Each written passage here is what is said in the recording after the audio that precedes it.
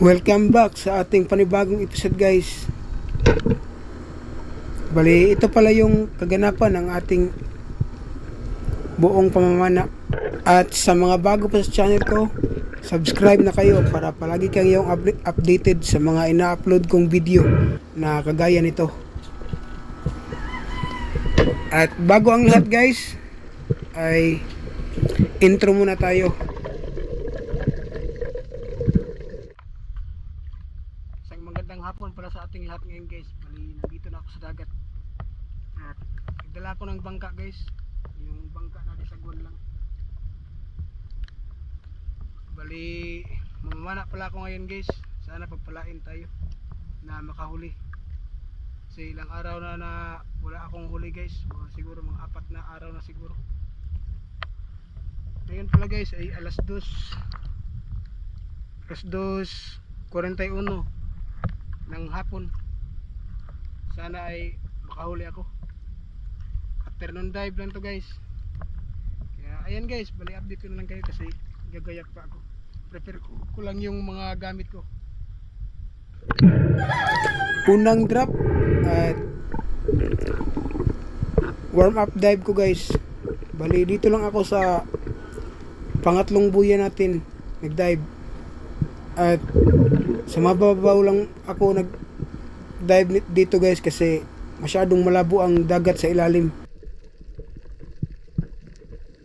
Pasensya na pala, guys, kung hindi ko na i-upload yung video, yung paglagay namin ng buyang ito, pangatlong buya, kasi na-delete ko kasi ang video. Imbis na save to phone ang pindutin ko, ay delete yung na pindot ko.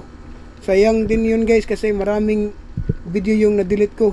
Bali 3 araw na pamamana at yung isang araw na paglagay namin ng buya.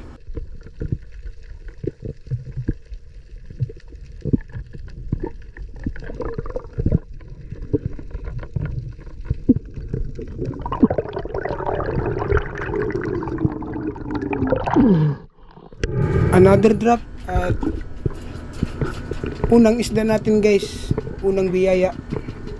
Bali napadpad na pala kami dito sa tubo ng Leyte Agri, guys, kasi malakas yung agos at nagpadala lang kami sa agos.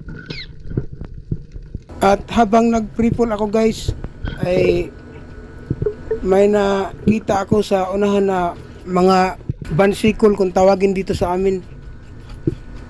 At ayan, guys, bali natira ko naman at buti at natamaan. Kasi kung walang isda, wala itong mga isdang to, kasi hindi siguro kami makakuha kasi sobrang labo ng dagat sa ilalim. At mabuti at ang itong mga isda ay nasa bandang itaas lang.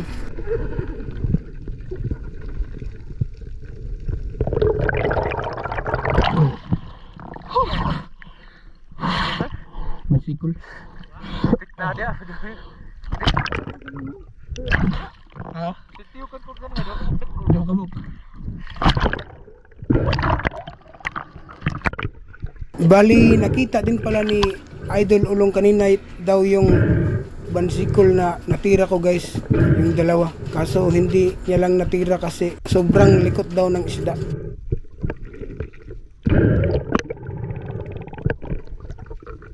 Ayos na rin to, guys.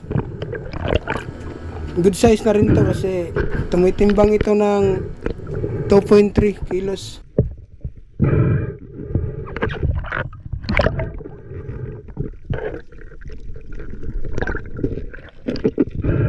Bali ito pala yung isda, guys, na kung tawagin dito sa amin ay bansikol. Kung sa English naman ay torpedo scad.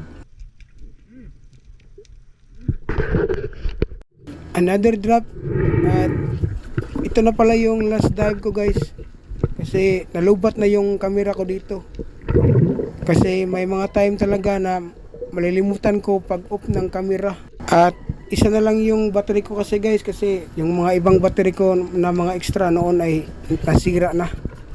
At ayun, bali kahit pag uwi ko sa bahay ay hindi na ako nakapag video.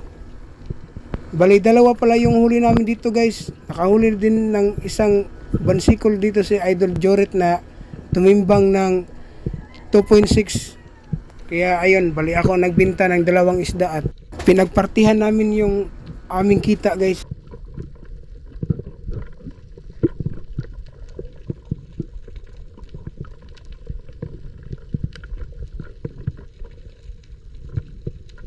Umuwi na pala kami kaagad guys pagkatapos ng dive na ito kasi kahit na maliwanag pa ay sobrang labo na ng dagat.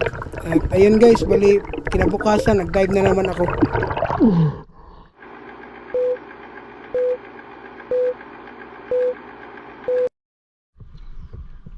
Magandang umaga pala sa ating lahat ngayon guys, bali andito na ako sa dagat. Mamamana pala ako ngayon guys.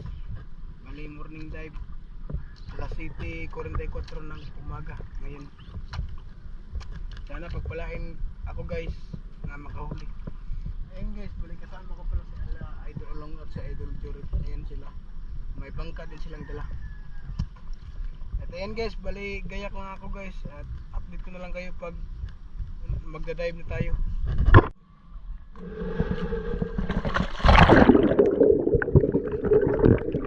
On this dive, ito pala yung unang isda natin guys para sa araw na ito. Ang kaisa-isang isda natin. Bali nakailang dive din kami guys. Malayo na kaming nang nilangoy at ilang oras na kami namamana. Sobrang labo talaga ng dagat. At ayun, bali dito sa tubo ng Leyte Agri ay nakakita ako dito ng malaway kung tawagin dito sa amin. Mabuti at maamo yung isda, lumapit talaga kahit na malabo ang dagat.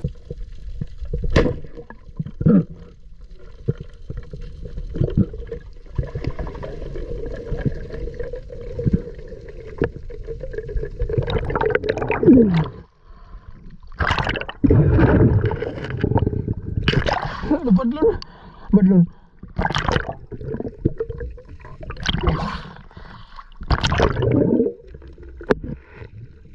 Hindi ko kasi nakita guys na maganda yung tama ng isda, kaya ayun, malapit naman yung kasama ko, pinasikan shot ko na sa kanya para sure talaga na makuha natin ang isda kasi sayang naman kung makawala.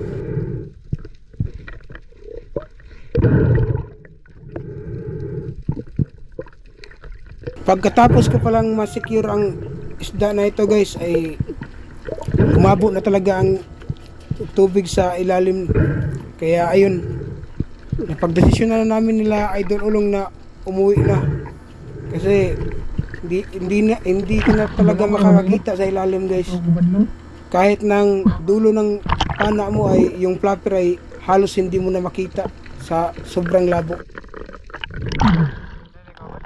Sarap ka mo kapag Bago pa na ay. ano na po? Pa na ba? Ito pala yung itsura ng malaway kung tawagin dito sa amin guys. Isa din to sa uri ng mga tribali. Para sa akin guys, isa din to sa pinakamasarap na isda sa uri ng mga tribali. Kasinlasan nito ang badlon o golden tribali. Kapag nakakahuli ako ng isda guys, bali ito pala yung ginagawa ko. Pinuputol ko yung pinakaunang gills niya para mamatay agad ang isda at ma-preserve yung meat. Bali nandito na pala ako ngayon sa bahay guys. Umuwi na kami kasi sobrang labo na talaga ng dagat. At ayun, bali dito na ako nakapag-video. Ito pala yung timbang ng ating malaway kung tawagin dito sa amin guys. Uri din to ng tribali. At bali pasensya na pala guys na tinanggalan ko ng original audio yung video na ito kasi may nagbibideo kay kasi sa unahan lang at rinig ng ating video yung pagkakanta nila, baka copyright tayo. At ito pala yung timbang ng ating isda guys, 1.7. Bali ang kita nito guys ay pinagparty namin ni Idol Ulong. At ayan guys, maraming salamat at God bless.